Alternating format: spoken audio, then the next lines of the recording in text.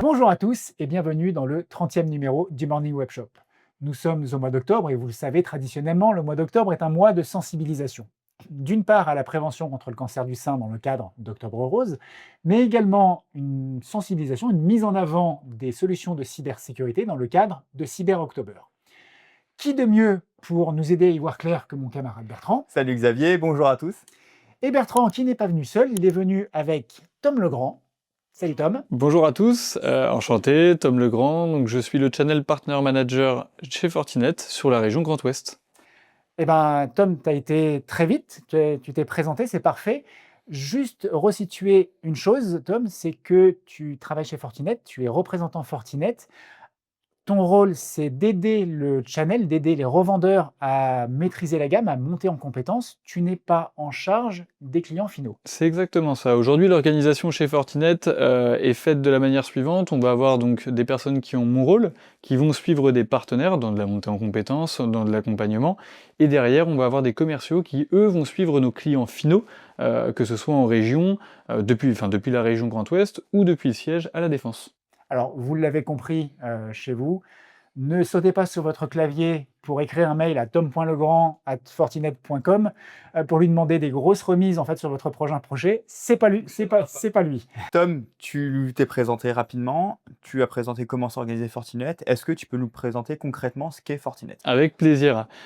Aujourd'hui, ce qu'il faut se dire, c'est que Fortinet, c'est une société américaine qui a 25 ans. Nous sommes leaders sur les sujets de réseau et de cybersécurité. La mission de Fortinet, c'est finalement de faire converger le réseau et la cybersécurité et de simplifier les tâches d'une direction informatique. Si on parle un petit peu de chiffres, aujourd'hui, Fortinet, c'est 790 000 clients, c'est 15 000 collaborateurs, c'est des centres de recherche et développement donc basés un petit peu partout sur la planète, et un centre donc à Sophia Antipolis en France. Ok. Vous avez combien de collaborateurs chez Fortinet? 15 000 collaborateurs. D'accord. Ok. Oh, c'est marrant, Tom, parce que du coup, tu dis 790 000 clients, 15 000 collaborateurs. J'avais en tête que Fortinet était leader mondial des solutions en fait, de cyber au sens large du terme. 790 000 clients pour un leader, ça me paraît quand même un peu faible. Je me suis fait cette réflexion aussi, Xavier, par rapport au nombre de collaborateurs. Bah oui, Je me oui. dis, tiens, c'est bizarre, ça paraît faible. Alors, ça peut, Excuse-nous, hein. il n'y a pas de souci, ça peut paraître faible, mais ce qu'il faut se dire, c'est qu'aujourd'hui, un firewall sur deux qui se vend est un firewall Fortinet, et qu'en plus de ça, on parle vraiment de structure juridique. On peut avoir des entités, des succursales, etc. Donc 790 000, c'est un chiffre qui n'est pas forcément le chiffre final. Oui, Exact, ouais.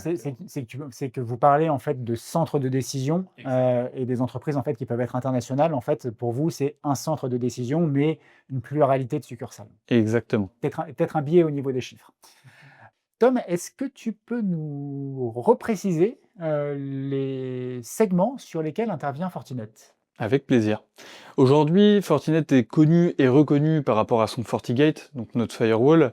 Mais ce qu'il faut se dire, c'est qu'aujourd'hui, en 2025, Fortinet, ce n'est plus que des firewalls. C'est un portfolio donc, qui est très large, d'une 60aine de solutions, qui viennent soit de rachat, soit de développement interne, et qu'on va beaucoup plus loin que la sécurisation du réseau, et on va jusqu'à la sécurisation de l'utilisateur, du poste de travail, du cloud, et même de l'intelligence artificielle maintenant. Ça tombe bien, Tom, tu parles d'intelligence artificielle. Comment, est-ce que l'intelligence artificielle, du coup, est intégrée aujourd'hui chez Fortinet?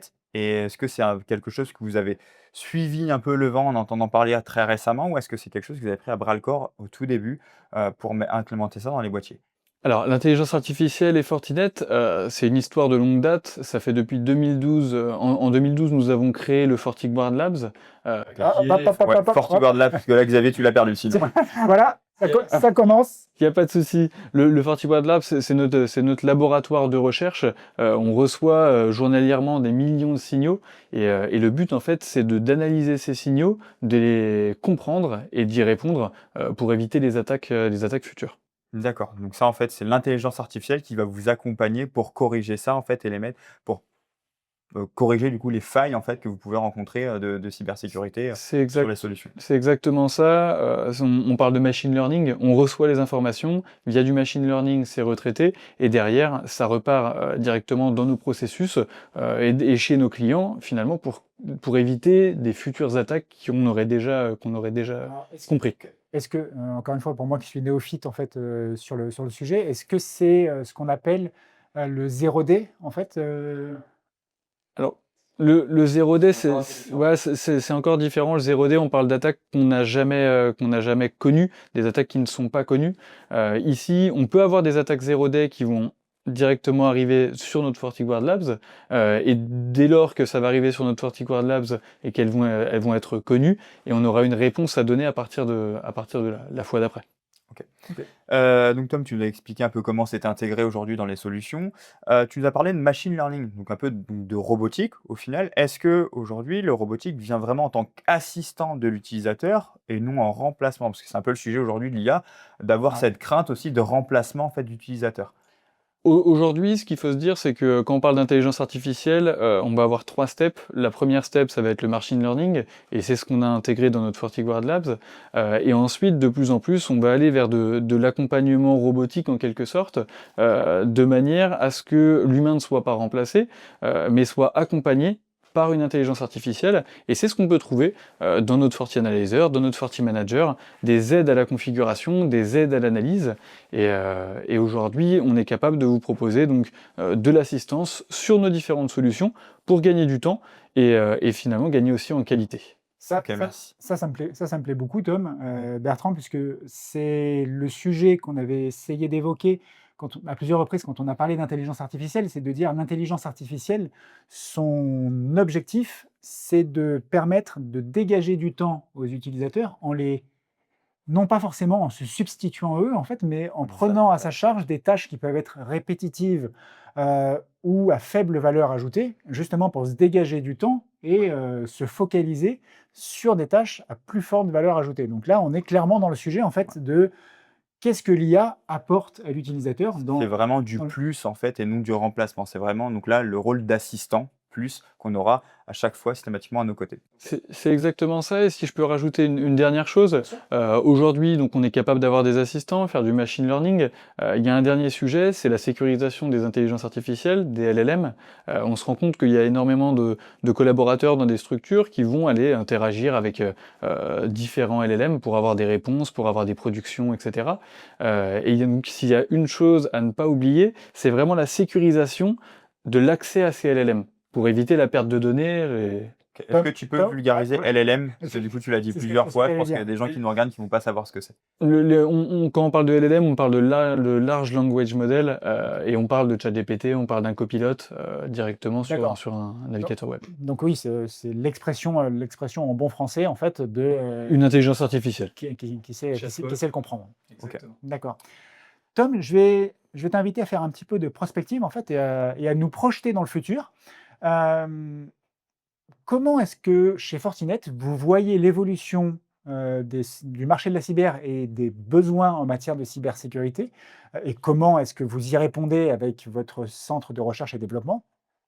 Et vous dire, dans 5 ans, pour nous, le marché de la cybersécurité, il sera, sur tel sujet. Je vais répondre en 3 points. Le premier point, ça va être, de continuer notre vision et notre mission autour de la convergence entre le réseau et la cybersécurité.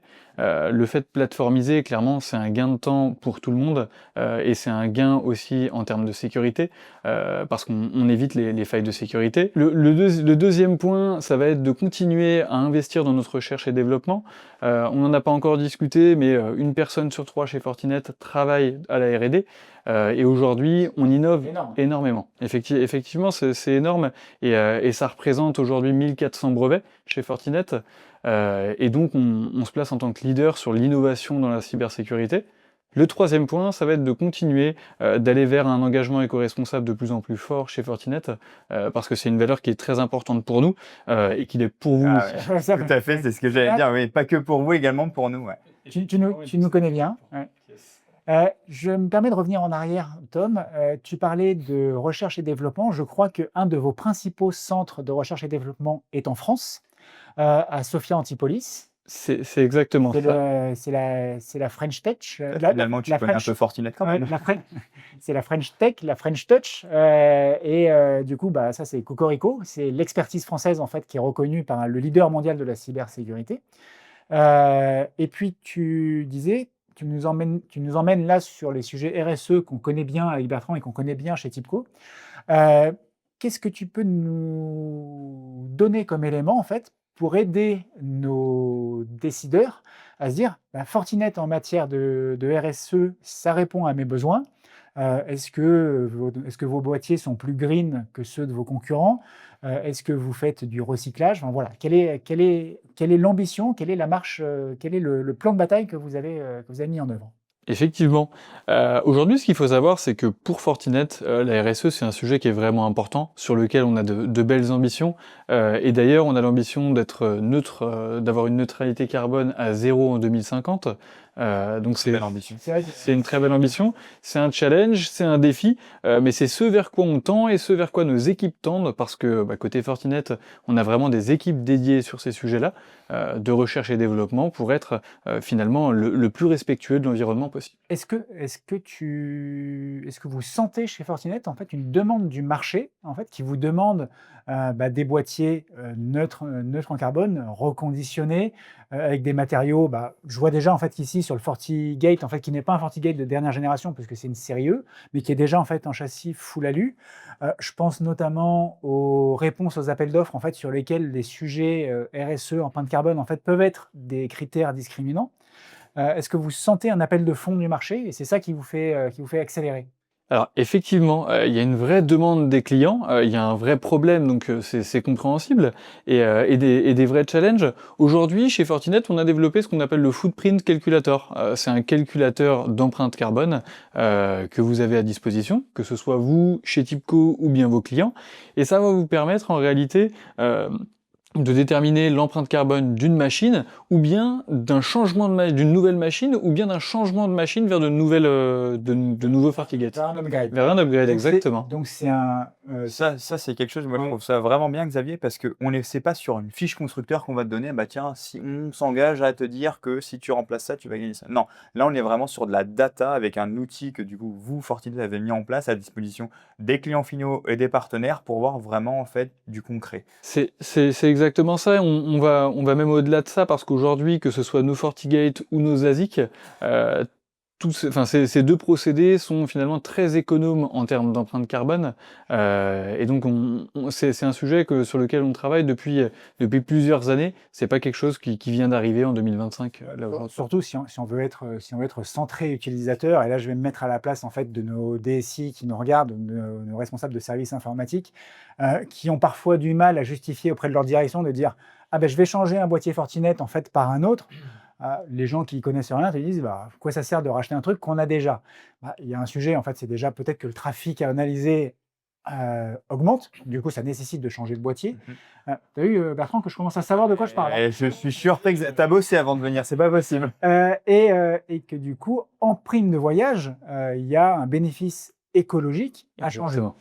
puisque du coup, plus faible consommation électrique. Donc, c'est une pierre, c'est un argument de plus mis dans votre arsenal pour justifier du changement de matériel. J'espère que vous en savez plus sur Fortinet. En tout cas, c'est le cas pour moi. Si vous êtes déjà client Fortinet, eh bien, c'est parfait. Ça fait plaisir à Tom, ça fait plaisir à Tipco. Si vous avez des besoins identifiés d'upgrade, de remplacement, d'acquisition, eh bien, dans le cadre de ce Cyber October, c'est le moment de le faire. Tom a bien travaillé, il a obtenu un budget qu'on vous met à disposition et qu'on pourra affecter sur vos demandes. Je vous invite à parcourir la zone de description de cette vidéo pour voir les modalités. En attendant, il nous reste à vous souhaiter une bonne journée, à vous inviter à liker, commenter, partager cette vidéo, à vous abonner à nos réseaux. Ouais, surtout qu'il ne faut pas oublier, abonnez-vous parce que 90% des gens qui nous regardent ne sont pas abonnés à la chaîne. Donc, liker, abonner, ça nous permet en fait d'évoluer, d'avancer, de faire plus de contenu. Là, c'est ta casquette de youtubeur, Bertrand, Exactement. qui parle. Et en parlant de youtubeurs, peut-être qu'il y en a un qui a un dernier mot à nous dire. Effectivement, bah écoutez, déjà, je voulais vous remercier aussi toutes les personnes qui vont visionner cette vidéo. Et comme le disait Xavier, si vous avez des projets, n'hésitez pas à vous rapprocher des personnes avec qui vous avez l'habitude de travailler chez Tipco pour qu'on puisse travailler le dossier tous ensemble. Et merci à Tipco pour cette invitation. Avec plaisir. Merci à toi, Tom. Au revoir, merci à tous. À bientôt.